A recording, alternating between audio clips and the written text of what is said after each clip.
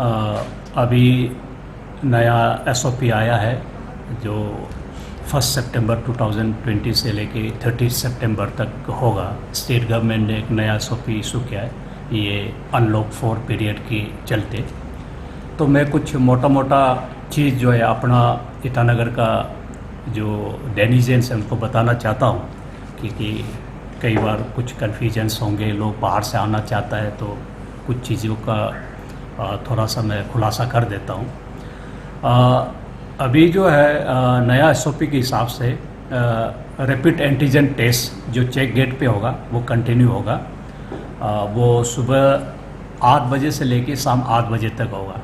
मतलब जो बाहर स्टेट से ईटानगर जो आना चाहता है तो उनको एंटीजन टेस्ट आपको चेक गेट पे होगा, और वो सुबह 8 बजे से शाम 8 बजे तक। और लेकिन इस बार सरकार ने इसको पेड हिसाब से किया है कि आप जब आएंगे तो इसको पे करना पड़ेगा। उस पर रैपिड एंटीजन टेस्ट जो है वो 500 रुपया नॉन एपीएसटी को लगेगा, और जो एपीएसटी है और जो सेंट्रल या स्टेट गवर्नमेंट एम्प्लॉइज़ है उसको 250 रुपीज़ लगेगा रैपिड एंटीजन टेस्ट के लिए चेक गेट पे। और दूसरी सबसे बहुत बड़ा एक अहम डिसीजन सरकार ने जो लिया है वो ये है कि अभी कोई फैसिलिटी क्वारंटाइन नहीं होगा और कोई पेड क्वारंटाइन नहीं होगा। कहने का मतलब अभी जब आप बाहर से जब आएंगे आपको एंटीजन टेस्ट होगा, अगर आपको एसिम्टोमेटिक और नेगेटिव मिलने पे आप सीधे अपने घर जा सकते हैं या अपने काम के जगह पे जा सकता है। आपको ऐसा नहीं जो पहले करता था वहाँ से चेक गेट से ले जाके क्वारंटाइन सेंटर पे रखता था लेखी पे, या आपको होटल पे ले जाके रखता था, 5 दिन के बाद फिर टेस्ट करता था। अभी वो सब चीज़ को लिफ्ट कर दिया सरकार ने। अभी सीधा वहाँ आपको टेस्ट होगा, अगर पॉजिटिव हो गया तब तो केस अलग है, उसको उस हिसाब से CCC में लेके जाएंगे। अगर नेगेटिव है तो आप अपने वर्क प्लेस पे जहाँ आप काम कर रहे हैं, जो हमारे मजदूर भाई लोग जो आना चाहते हैं, जो बाहर के लोग हैं, वो काम के जगह पे आप सीधा जाके आप अपना काम वगैरह कर सकता है। लेकिन कुछ आपको थोड़ा सा अपना प्रिकॉशन लेना है, कम से कम 14 दिन तक, 14 डेज तक आप अपना बदन को अपने से ख्याल करना है, थोड़ा देखना है कहीं बुखार नहीं है, कहीं आपको खांसी जुकाम नहीं है, वो सब चीज़ को आपको थोड़ा सा ध्यान देना है। अगर ऐसा कुछ है तो तुरंत मेडिकल टीम को कांटेक्ट करके अपना टेस्ट वगैरह करवाना है। उसके बाद मास्क वगैरह कंपलसरी पहनना है, और जो नियम है वो सोशल डिस्टेंसिंग वगैरह वो सब को करना है। तो अभी कोई फैसिलिटी क्वारंटाइन नहीं है, अभी कोई होटल क्वारंटाइन नहीं है। अभी on the other hand hotel वगैरह अभी नॉर्मली अपने बिजनेस रन करेगा। होटल है, रेस्टोरेंट है, जिम है, योगा सेंटर्स है। ये नया एसओपी के हिसाब से इनको सबको अपना नॉर्मल बिजनेस करने का एक उनको सहूलियत सरकार ने दे दिया है। लेकिन इसमें ऐसा है कि 4 जून को भारत सरकार के तरफ से ministry of health and family welfare की तरफ से एसओपीज जारी किया है सारा होटल्स के लिए, जिम्स के लिए, योगा सेंटर्स के लिए। वो एसओपी को फॉलो करना होगा। अभी हम कोशिश यही कर रहे हैं कि हम जितना भी ईटानगर के हमारे जो होटल्स वगैरह है उसका एक हम मीटिंग करवाएंगे और ये सब एसओपीस वगैरह उनको दे देंगे। तो मैं अपने तरफ से वो कोशिश कर रहा हूँ, तो आने वाले कुछ दिनों में हम इसको कर देंगे, और वो उसी एसओपी के हिसाब से ये होटल लोगों का संचालन होना पड़ेगा। और इंटर डिस्ट्रिक्ट जो है अभी जो मूवमेंट है उसको भी बहुत कुछ सरकार ने ये कर दिया। अभी जैसे यहाँ से आप असम टच करके अगर आप जाएंगे, तो जैसे यहाँ से आपको पासीघाट जाना है या आलो जाना है, तो जैसे रुकसिन चेक गेट से आपको घुसना है असम टच करते हुए, तो वही है कि आप गुमतो चेक गेट से निकलेंगे, जो फैसिलिटेशन पास या एग्जिट परमिट एक तो आपको वहाँ से मिलेगा, उसको लेते हुए आप सीधा चलना है और वो रुकसिन चेक गेट पे देना है। वो जो पहले सिस्टम चलता था वही रहेगा, तो उस पर आपको वहाँ पे एंटीजन टेस्ट रुकसिन चेक गेट पे देने का ज़रूरी नहीं है। 1 नंबर। 2 नंबर, अगर आप यहाँ से अगर दूसरा अपना डिस्ट्रिक्ट में जाते हैं लेकिन असम टच नहीं करता है, अंदर से जाते हैं, तो आपको वहाँ पे कोई एंटीजन टेस्ट नहीं होगा, आपको वहाँ क्वारंटाइन नहीं होगा, जो कि पहले बहुत से डिस्ट्रिक्ट्स पे वहाँ सेपरेटली अपना एंटीजन टेस्ट होता था और उनको क्वारंटाइन वगैरह में रखता था। इसको सरकार ने इस बार सारा उठा दिया है। और दूसरी बात यह है कि ट्रक्स वगैरह का एंट्री को भी बहुत सहूलियत दे दिया। अभी ट्रक्स का जो स्पेशली खाने पीने वाला जो सामान वगैरह लेके चलता है, मतलब जो फूड आइटम्स वगैरह, उसको तो ट्रक का एंट्री को 24/7 सरकार ने अलो कर दिया। इस पर कोई रेस्ट्रिक्शंस नहीं है, कोई पाबंदी नहीं है। उसके बाद जो ट्रक्स जैसे ईटानगर में आएंगे, अगर वो 8 घंटे के अंदर स्टेट के अंदर से बाहर निकल जाता है तो उसको एंटीजन टेस्ट करने की भी ज़रूरत नहीं है। ये सरकार ने यह प्रावधान दिया है। लेकिन 8 घंटा से ज़्यादा होगा तो आपको रैपिड एंटीजन टेस्ट तो करवाना पड़ेगा। और ये बाकी जो हमने जो पहले एक ऑर्डर निकला था, बाकी जैसे ट्रक्स है वो फूड आइटम्स वाला को छोड़ के, जैसे आप रोड वगैरह, सीमेंट वगैरह, हार्डवेयर आइटम्स जो लेके आता है उसको तो सेम टाइमिंग से ही है हम रेगुलेट करेंगे, क्योंकि दिन को अगर उनका एंट्री कराएंगे यहाँ ट्रैफिक जाम हो जाएगा। तो इसलिए उसका जो पहले बहुत लॉकडाउन से पहले जो सिस्टम चलते आता था उसी तरीक़ा से हम लोग इसको वही उस तरीक़ा से इसको संचालित करेंगे।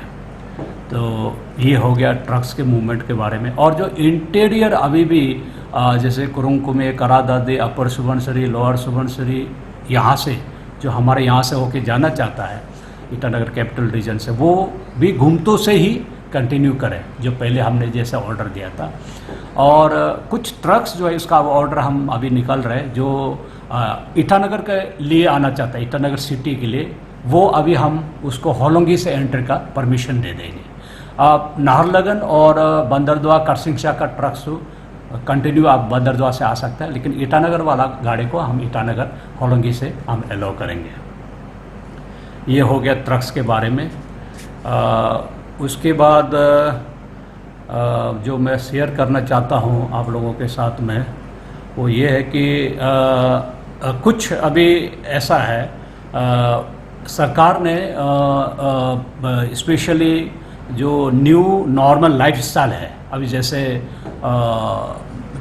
जितना सरकार ने ये ओपन कर दिया उसके साथ साथ में आपको एक न्यू नॉर्मल लाइफस्टाइल जीना है। मतलब वही है social distancing, compulsory wearing of mask, और हाथ वगैरह समय समय पे अपना साफ उफ करते रहना सैनिटाइजर से, साबुन से, वो सब चीज़ जो है वो लगातार हर नागरिक को करना है हमारा। इसलिए डेनिजन से, ईटानगर के डेनिजन से हमारी यही रिक्वेस्ट है कि आप लोग इसको ज़रूर फॉलो कीजिए, क्योंकि अभी इसके ऊपर में पेनल्टी इम्पोज किया है सरकार ने।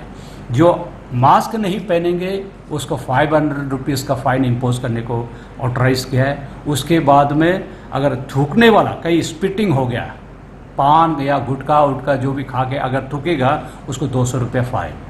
अभी हम सरकार ने तो ऑर्डर तो दे दिया, लेकिन मैं इमीडिएटली स्टार्ट नहीं करूँगा। मैं पहले अवेयरनेस ज़रूर मैंने जनरेट करूँगा हमारे लोगों के ऊपर।